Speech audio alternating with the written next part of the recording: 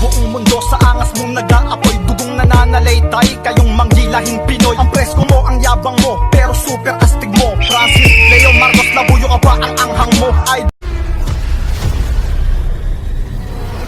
Ngayon ito po, punta na tayo doon sa ating topic na si Inday Camote po ay inireklamo ng isang Inday Sara Duterte supporter. Hindi po si Inday Sara Duterte ang nagreklamo, yung supporter po niya. Yan. Inireklamo siya dahil doon sa kanyang pangalan ng kanyang YouTube channel. Kasi syempre lang niya ang nakalagay doon sa YouTube channel niya, Inday Sara, ano ba 'yun? Ano ba pangalan nung channel? Nakalimutan ko. Inday Sara ang nakalagay. Super Inday Sara yata, parang ganun. O Super Inday Duterte. Ay oo, tama. Super Inday Duterte ang nakalagay na pangalan ng kanyang channel. Ngayon, inireklamo po siya sa NBI. Ayan o. Tinanggal niya na. Pinalitan niya na ng Super Inday. Pinalitan, oo. Kasi niyan binago niya kasi merong nagreklamo po sa NBI. Ito pong inyong makikita ay galing po ito kay Kuya Nino Barsaga. Yan. At ang nagpasa family sa bahay. Ang nagpasa po nito kay Kuya Nino Barsaga ay si Cherry Salvador. Di ba? Kung matatandaan nyo, si Cherry Salvador, di ba? Dating ni pangalan nito, dating tropa nitong si Inday Camote. Ayan po, ito ipapakita ko po sa inyo. Ayan po yung yung sulat nitong mga supporter to ni Inday Sara. Ngayon po, ang inireklamo po nila diyan, basahin ko po sa inyo. Okay, pinadala po ito noong January 18, 2021. Yan, Eric Distor, yan, naka-address kay Chief Eric Distor. Yan, ang OIC ng NBI. Yan, doon po sa kanyang opisina pinadala. Tapos nakalagay po dito, furnishing you a copy of our complaint letter to ASEC Jaime Liaguno Mabilin, the head of the Office of the Presidential Action Center.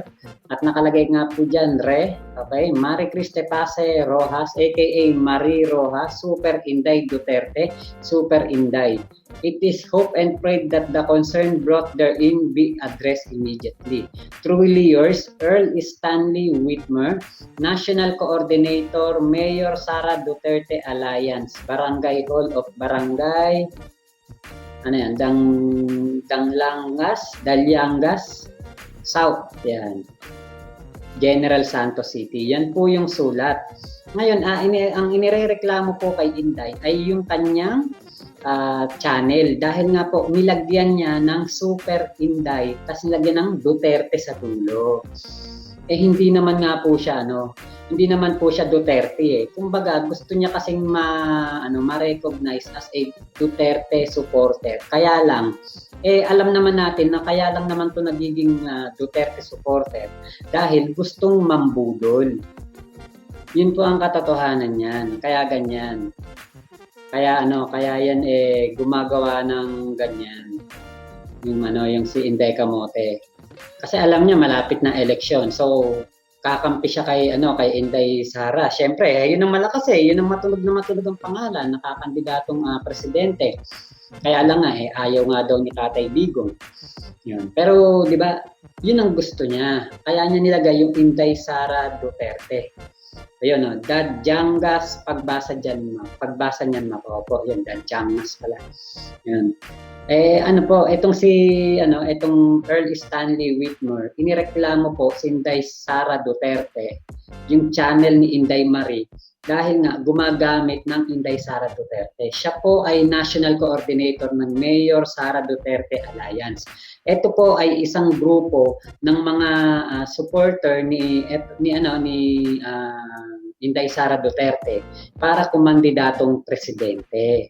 So siguro nakita nila na hindi tama yung pangalan na Inday Sara Duterte sa channel ni Inday Camote, dahil nga syempre paano magiging tama yun, hindi ka naman Duterte, lalagyan mo ng Duterte yung apelyido mo, yung pangalan ng iyong channel. Pero na lang siguro kung ikaw ay legit na taga-suporta ni Tatay Digong o ni Inday Sara.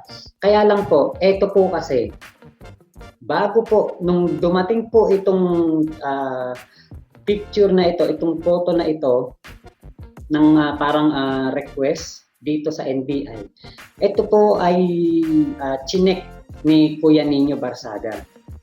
Kung inyo naman pong matatandaan at inyo pong nalalaman, si Kuya Nino ay number 1 supporter ni Tatay Digong.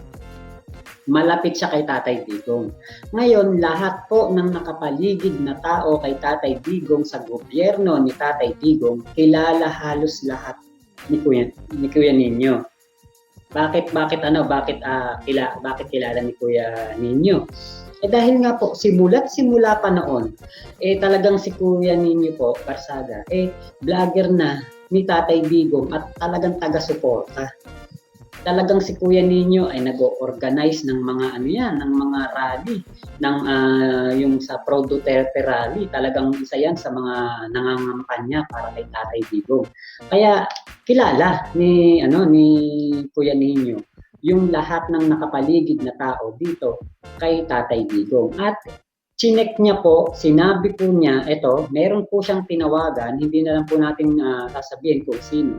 Meron po siyang tinawagan na taga Davao na malapit kay Tatay Digong kung kilala niya itong Earl Stanley Whitmer. At ngayon po, ang sabi nga daw po nung kanyang kausap, hindi niya ito kilala, pero wala namang problema. Kasi nga po, Mayor Sara Duterte Alliance National Coordinator naman siya. It means, suportado niya ang pamilya Duterte o ang pagkandidato ni Mayor Sara sa mas mataas na posisyon sa 2022. Kaya wala namang problema. Ngayon, maganda rin para sa akin, maganda nga po yan na na-actionan na hanggat maaga. Dahil, syempre, kunwari, uminit na ang labanan. Kunwari, lumaban talaga sa pagka-presidente itong si Inday Sara Duterte, si Mayor Sara. Ngayon, syempre gagawa yan ng mga website, gagawa ng YouTube channel, gagawa ng Facebook page. Actually, ngayon pa nga lang marami ng gumagawa ng mga Facebook page na patungkol kay Mayor Sara. Yung meron akong nakita nakalagay, Run Sara Run, parang ganon. Namimigay sila ng mga kalendaryo. Nabalita rin yan sa Manila Bulletin News Portal na merong namimigay ng kalendaryo at pinapakandidato nga si Inday Sara.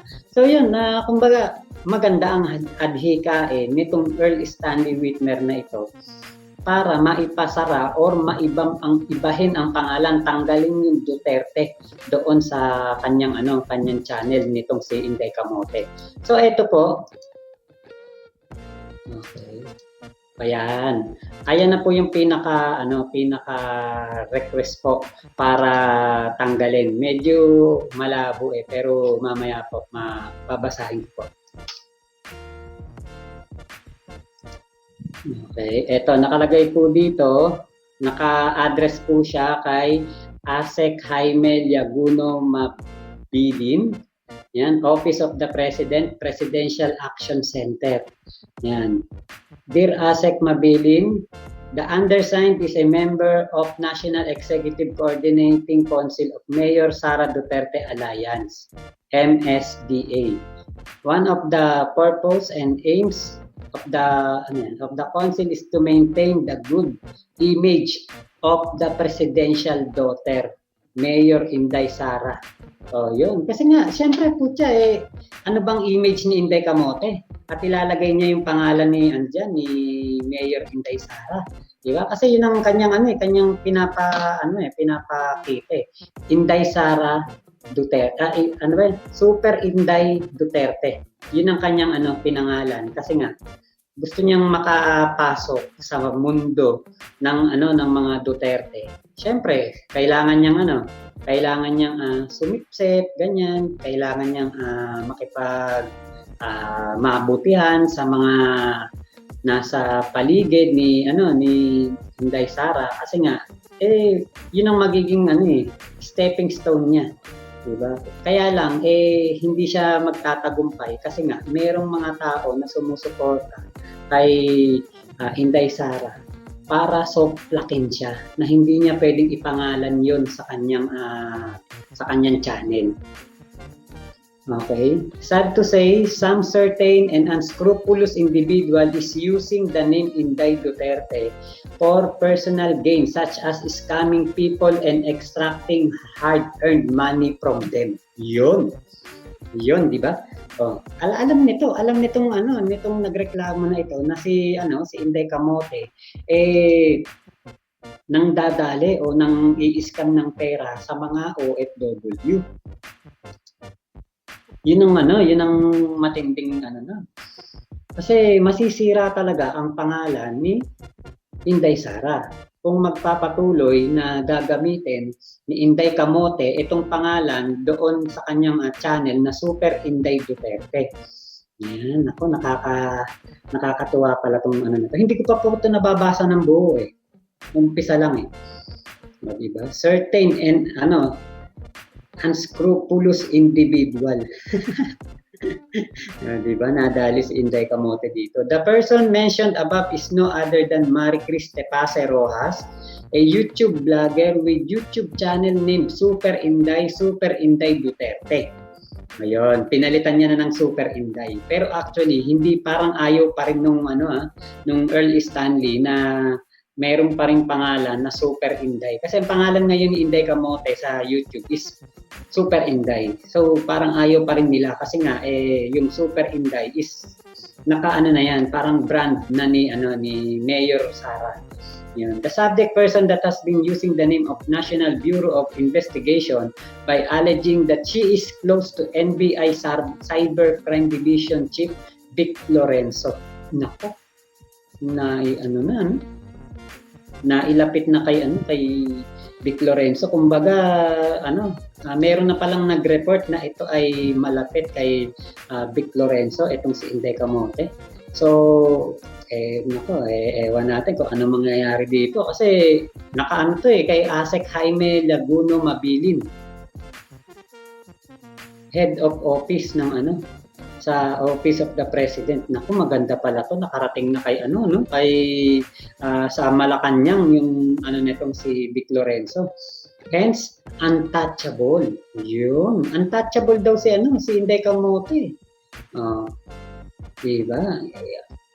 Untouchable ang nitong si Inday Camote dito kasi yun ang niya.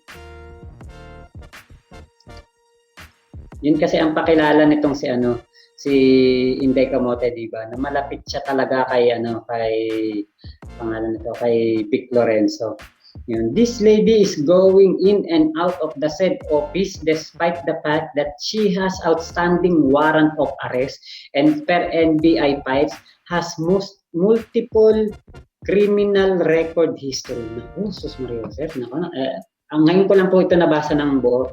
Napakaganda pala nito dahil meron ng naglakas ng loob na sumulat sa Malacanang para ipaalam ang ginagawang katarantaduhan nitong si Inday Camote. Maganda. Okay yan. Earl Stanley Whitner. Ayos yung ginawa mo.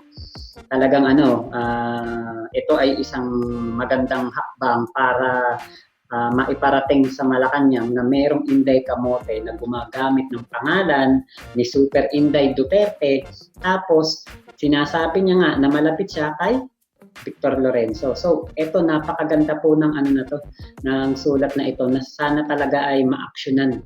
Yan. This kind of devious person should be investigated or warrant for her arrest must be served regardless of her connection with the NBI. Her name dropping of high-profile government official must be stopped immediately. Yun, di ba? Kasi talagang ang mga niname drop nito, di ba? Senator, sino ba sinabi nito nung nakaraan? Senator Bongo yata. Tapos pati sila Attorney Larry Gadon, Persida Acosta, Rapi Tulfo. Di ba? Halos pati si Bato, alam ko na name drop din nito. Napakaraming name drop nitong taong ito. So okay po, napakalaking hakbang po nito na nakarating po ito sa Malacanang. Okay? In view thereof, in behalf of Mayor Sara Duterte Alliance and people of the Philippines for her criminal case, we are respectfully requesting your office to call the attention of the NBI director to take the necessary action to have this lady arrested. Wow, yun ang maganda. Naku, Inday Camote, kaya pala tinanggal niya na yung Duterte sa dulo ng kanyang pangalan, ng kanyang YouTube channel. Tapos meron nga pong nakarating sa atin from the circle of the UTW na ito nga daw si Inday Camote kasi UTW yung nagpahatid po sa akin ng impormasyon pero ayaw niya kay Inday Camote, kay Inday Marie. Ngayon, pinarating po niya sa akin na tatakas na nga daw po talaga itong si Inday Camote. Magtatago na. Hindi, kumbaga ito, tingin ko nagbablog o nagla-live, hindi na po doon sa kanyang lugar. Kasi nga po, ito nga daw po talagang kailangan ng magtago sa dami ng galit na tao.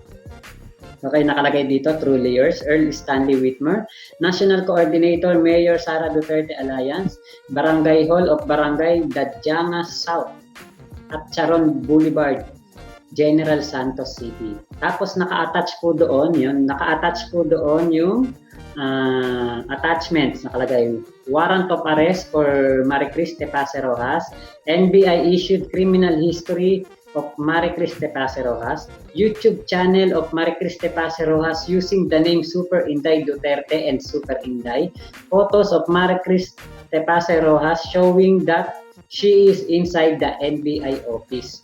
Yun. Copy furnished, naka-address din po kay Secretary Menardo Guevara, Department of Justice.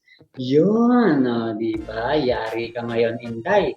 Ngayon ko lang na kasi ako ayokong nire-reactionan ng napanood ko na. Ayoko ring nire-reactionan ng nabasa ko na. Kasi nga po, hindi magiging makatotohanan yung aking magiging reaction. Kasi napanood ko na o kaya nabasa ko na. Ngayon ko lang po nabasa ko ng buo. Yung pong umpisa lang ang binasa ko dito sa kayong kaninang unang page. Hindi ko na binasa kasi nga gusto ko ay makatotohanan ang ating reaction video na ito. Kita nyo naman, di ba? Talagang ito pa lang, itong demonyo na to, meron pala talagang meron pa rin mga tao na sasalungat sa kanya kahit na sino pa siya. Kung tutuusin, wala naman talaga to si Inday Camote, wala talaga to. Kumbaga itong taong ito masasabi natin ito yung taong walang kwenta, walang walang ano-ano tong taong to, walang kalakas-lakas. Malakas lang siya doon lang. Doon lang siya malakas kay Inday, doon lang siya malakas kay Vic Lorenzo. Pero tingin ko sa buong organisasyon ng NBI, walang lakas to. Nagyayabang-yabangan lang to. Nagpapalaka, kumbaga kunwari lang malakas para lang masabi na, para lang nga lang makapambudol, di ba? Kasi nga lagi niyang name drop, Vic Lorenzo, si Sir, ganyan. Kaya ang talagang lang naman ito, target lang naman itong si Inday Camote ay makapang-puthot sa mga supporter ng UTW at susuporta sa kanya dahil nga ang alam ng mga supporter ng UTW, meron siyang tinatagong biktima. Meron siyang inaalaga ang biktima daw ni FLM, kaya susuportahan siya ngayon ng mga UTW supporter para makapagbigay ng proteksyon, makapagbigay ng pera, pangkain, pangsundo daw dun sa biktima, di ba? Panggastos daw ng biktima. Kasi nga, yun ang kanyang pinortray. Kaya po napakaganda pala nito na mayroon tao na nagreklamo sa sa Malacanang, pati sa DOJ, di ba? So ayos 'yun, maganda. Talaga 'yan, magandang report ito kasi nga po nakarating na sa Malacanang. Kaya pala siguro tinanggal niya yung Inday Sara, yung Duterte, Super Inday Duterte. Tinanggal niya na yung Duterte sa kanyang channel. Yun, di ba? Napaka laking sampal na ito kay Inday. Kaya siguro niya rin tinanggal kasi nakarating sa kanya itong bagay na ito. Kasi ito po ay nanggaling kay Cherry Salvador. Kung inyo pong matatandaan, si Cherry Salvador at si Inday Camote, close yan di ba? Close sila, magkasama silang nakikipaglaban sa mga pro-FLM at puro, kumbaga, nagsusuportahan sila dati sa kasinungalingan ni Inday Camote. Ngayon, tingin ko, isa ito sa mga magiging kalaban ni Inday Camote, itong si Cherry Salvador. Dahil nga, syempre, itong si Cherry Salvador, liligtas niya ang kanyang sarili. Diba? Ganyan din ang nangyari kay Joanne Topacio. Siyempre kailangan niyang iligtas ang kanyang sarili. Kasi oras na hindi niya iligtas ang kanyang sarili, paano kung dumating ang araw na ating pinakahihintay? Di kasama siya sa mga maaaring balikan ni FLM. So yun ang nakikita ko na kaya naghuhugas na sila ngayon ng kanilang mga kamay. Kasi nga po siguro kaya ito pinasa kay Kuya Nino. Ito opinion ko lang Kaya ito pinasa kay Kuya Nino itong reklamo na ito na naka-address sa NBI sa Malacanang. Kasi nga po ang gusto ni Cherry Salvador siguro is banatan ni Kuya Nino si Inday Camote. Dahil nga si Kuya Nino ay isang Sara Duterte supporter at isa ring Tatay Digong supporter. So syempre, mag-i-ignite si Cherry Salvador kay Kuya Nino na pag pinakita niya to, tignan mo Nino, ito si Inday Camote, si Inday Marie nagpapanggap na naman na ganito na mayroon na namang reklamo. Diba? Merong reklamo na galing sa isang supporter ni ang sabi, ito daw po ay galing sa campaign manager ba? Parang ganoon o sa kumbaga sa parang executive secretary ni Mayor Sara. Pero hindi po galing sa executive secretary ni Mayor Sara. Bagkus galing po ito doon sa isa lang supporter ni Mayor Sara sa General Santos City. Yun po yung katotohanan lang yan.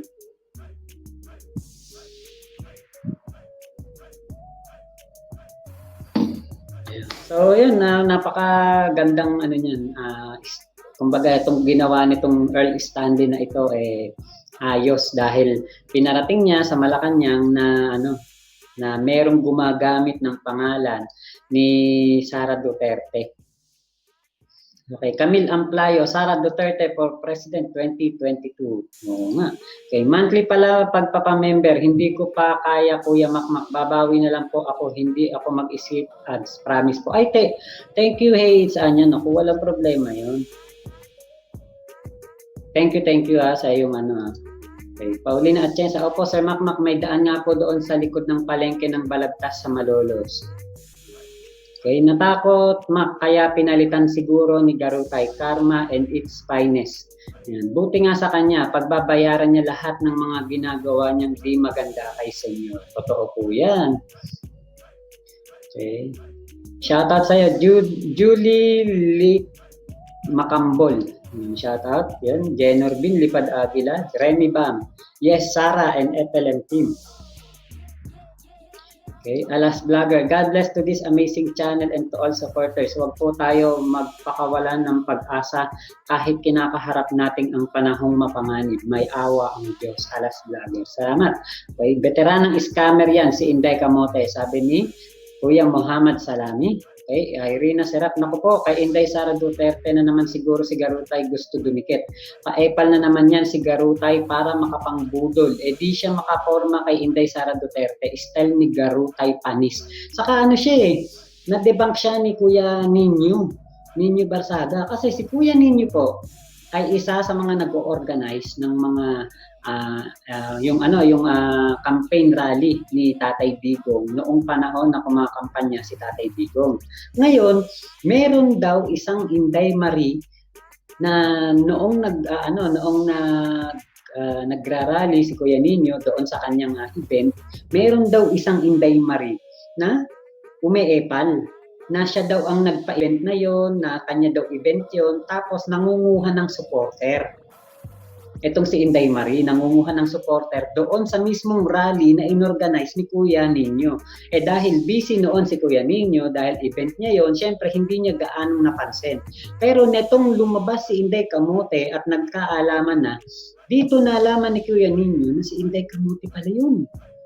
Yung gumagawa ng eksena noon sa kanyang mismong event. So, kaya talagang nabuisit si Kuya Nino dyan. O, diba? Nadali siya ni Kuya Nino. Tama ka, Makmak. Mag-ingat tayo sa mga budol, lalo na mga scammer, at dapat parusahan sila. Mabuhay ang presidente natin, mahal na Duterte. Opo. Angel Frank Reyes, hello po, Idol Makmak. Good evening. Continue lang. Dasal natin kay Apo FLM at makalabas na. Opo. Okay. Gawin na lang ni Inday Marie na Inday Marie Trillanes. Mas bagay kay Inday Marie yun. Inday Marie, ano kaya? Inday Marie Toyo. O kaya Inday Marie Baho. Diba? Wag na super Inday kasi hindi naman siya super eh. Diba? Super duper mambubudol. Yun siya. Diba? Yun ang dapat sa kanya na pangalan. Okay, wag niya gamitin yung Duterte, makakasira siya kay Digong. Okay. Ay kay Presidente Digong, masisira tuloy si Mayor Sara. Tama po. Okay, dapat Inday Trillanes ang gabitin niya. Okay, sabi ni ate, baby ko, untouchable si Garutay dahil nagtatago siya.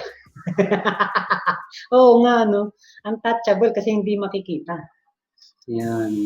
Irene Serap, hala, untouchable pa si Garutay sa lagay na yan. Eh, di nga siya naliligo. Lumabas lang sandali, naharang. Sige, enjoy ko muna, Makmak. Thank you po sa mga naglalabas masok. Thank you po, Ate Annalisa, Ate Infinity 8, yan. Hello, Ate Yunei Wang. Shout out sa'yo from South Korea. Kay Mingming, wag niya gamitin ang mga tulpo. Malintikan siya sigurado, lalo kay Rapi Tulpo. Ayaw nila madungisan name nila. Yun, opo, tama po. Okay, Kuraming Kathleen, pinagtago na yan ni Vic. Pinagtago na yan ni Vic, sabi ni Ate Kuraming Kathleen. Pwede, kasi nga, syempre, kailangan niya ng magtago dahil marami ng galit sa kanya. Kaya tago sa Inday Garutay ang daming kaso. Sabi ni Makmak Pablo, in life, if you are intelligent, you are admired. If you are wealthy, you are envied. If you are powerful, you are feared. But if you are blessed with wisdom and a good heart, you are remembered.